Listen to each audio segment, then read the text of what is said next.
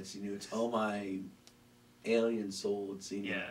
Oh my midichlorians. Oh no, that's Star Wars. What is it in Scientology? Don't look at me. I don't know. Engrams. Engrams. Engrams, yeah. Okay, something like that. That's how they measure if you're connected or reincarnated from L. Ron Hubbard, I guess. Okay. Stan got a high one. Remember that? Stan was a reincarnation of L. Ron Hubbard. That in the episode of South Park. Yeah, that's right. By the way, the views expressed in this video do not necessarily reflect the views of Comic Zone or its staff or etc. We are not anti-Scientologists. We're just homophobic. Or homophobic. We just we're equal opportunity insulters. We had a sale for Blackest Night on Martin Luther King Day, for Christ's sake. For whose sake? What sake? Yeah, exactly. Equal opportunity offenders. So the reason I asked what you thought about Siege, because you read Civil War, and did you read Secret Invasion? No. No. Did you read any of the? Have you? Okay.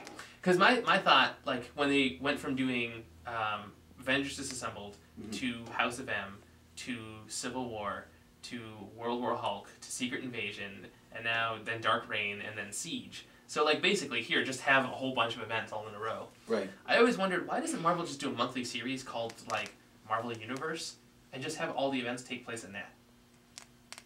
Well, you see, it wouldn't fill out, procrastinate long enough, and it wouldn't get their little issues in betweens and their Why not? tie-offs. Because think about it, right? If they go, I can't believe I'm going to give you marketing advice. So no. Just think about it, right? Like, so Spider-Man is still off having Spider-Man books 3 times a month. Avengers is still being printed once a month. Iron Man's still coming out. All the regular books are coming out as they're coming out. But instead of having different event books, right? You just have one book that comes out monthly, and it's like Marvel Universe, Avengers Disassembled. So like, maybe Avengers doesn't get published that month or whatever, right? But instead of having a big event in the Avengers books, you have it in the Marvel Universe book, right? True. And then like the Spider-Man issues that tie in, they can still tie in just the same. But this way, rather than like, have it be like, oh, well, okay, now there's a 5-issue story, now there's a 7-issue story, now there's a 12-issue story, now there's an 8-issue story, now there's just every month you can look forward to Marvel Universe coming out, and that's the one big comic that comes out. So like Blackest Night. Yeah. So like if DC right now what they're doing, Blackest Night would be the DC Universe book, and like the events in the Blackest Night title just happen to be in this other book instead, and Blackest Night just doesn't come out. So it's basically exactly as it is, except instead you always have an event going one after the other after the other. And then when you buy trades, like which trades do I buy? Oh, Marvel Universe Volume 1, Marvel Universe Volume 2, Marvel Universe. These are the big events. Right. Rather than like, okay, I have to go get the Secret Invasion book. Which Secret Invasion book is it? Because there's like 13 of them on the shelf. Same with Civil War. There's like 100 Civil War books. Like which Civil War trade do I buy? Right, and that's... And like, okay, maybe you can take a couple months off if you need to, like between events or whatever. Like, maybe... For the sake of pacing, I prefer issues. Okay. Monthly issues, just because you're going to have pacing and grab the audience's attention. Sure. That's a good idea. The idea of just having it one trade is great, but... I don't know, it just feels a little limited. You're just putting it in one issue and that's it. No. Like Blackest Night would still take 8 issues. But like it takes up 8 issues of DC Universe. Siege still takes 4 issues, but it's 4 issues of Marvel Universe. 52 is its own thing. So it's like its own storyline. Yeah, but like the storyline changes and you always have a rotating cast in that, so like if like in Avengers Disassembled, obviously it's all Avengers characters, so you use all them. In Civil War, it's basically Iron Man and Captain America and then their buddies. And then like Secret Invasion, like you didn't necessarily need to put all those here. You could just maybe have a group of 10 major heroes or whatever. Yeah. Well, and everything else could be exactly the same, but instead of having them all called like, oh, this one, just be like, because then people like if we get new people who come in, they're like, oh, I heard about Siege, I want to pick up Siege. What do I need to read to understand Siege? Like, there's a whole list of stuff.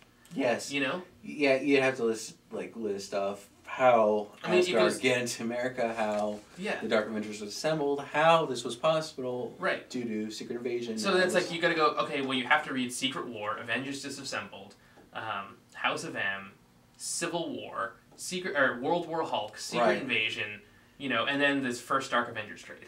Like, that's 7 trades you got to buy right off. Yeah. You know, and that's an ingenious marketing scheme right off the bat. But the thing was... And then Thor's resurrection, too, because Thor's... I mean, the whole Asgard thing, you have to buy the first 2 Thor trades. Spoilers. Spoilers. People get pissy about that. Whatever, Siege came out 2 weeks ago. Yeah, I was a little disappointed with the Siege tie-in that explains everything. One? What? The embedded one? Yes, embedded.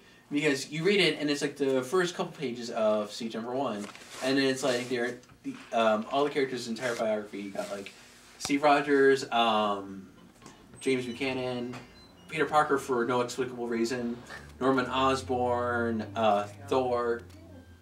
Should I just call him Don Blake or he's Thor? Whatever. Thor. Same guy. Yeah, but the thing is, it's the god taking the form of the human. Yeah. So. Geek alert. And they're giving you all of this, and it's like, okay, but for someone that... Because I was hearing about Secret Invasion at the time. I hadn't really read all of it. I just knew what happened, like the main points. Right. What would, like, how would they explain a minor detail without spoiling it is always a question, because if you just bring up a point like, remember how he kept talking about that Slade in that Citizen Kane movie? Yeah. And bringing up Rosebud? Right. Oh, wait, they're the same. Yeah. That's kind of the thing, is you don't want to be a little too foreboding. Right. A little balance in between would help for a newer audience to understand what's going on. Yeah. Oh, and that's why I think having the one book called Marvel Universe is not a bad idea, because then it's like, okay, well, I'm going to pick up this new Siege book. Okay, so Siege is volume 9 of this stuff I have to read. So I'll just go start buying volume #1. And then, like, you get a whole bunch of people who are just going to, you know, every year or whatever, you get a new batch of readers. You're like, I'm going to go pick up volume 1. Okay, so this is the events that lead into volume 2, volume 3. Rather than like, okay, well, here's this stack of 9 trades. Keep them in order. Good luck. Yeah. You know? You need a map for that. Yeah, and fortunately, and I mean, I was going, like, I had one in my head because, you know, I basically started reading Marvel again right around, like, Avengers Disassembled is what got me back into Marvel Comics. So I was right there at the beginning.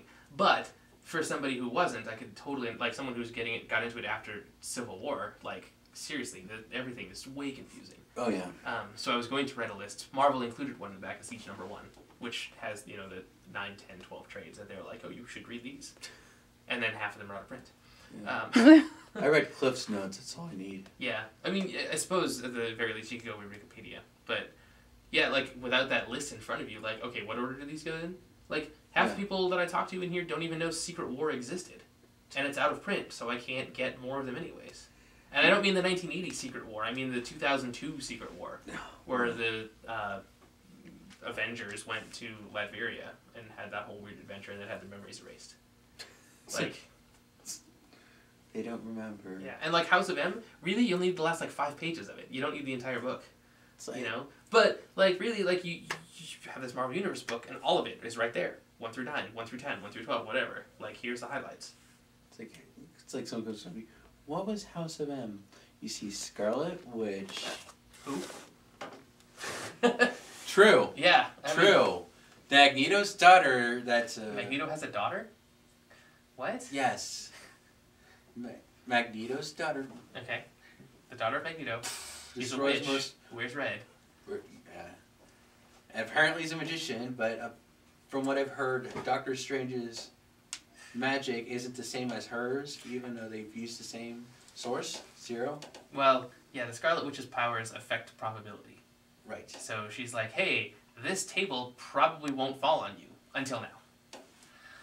Now it probably will. So apparently she went crazy and depowered most of the mutant population, or no? Well, that was the end of it. What happened in what because I read House of M, was she went crazy during Avengers Disassembled.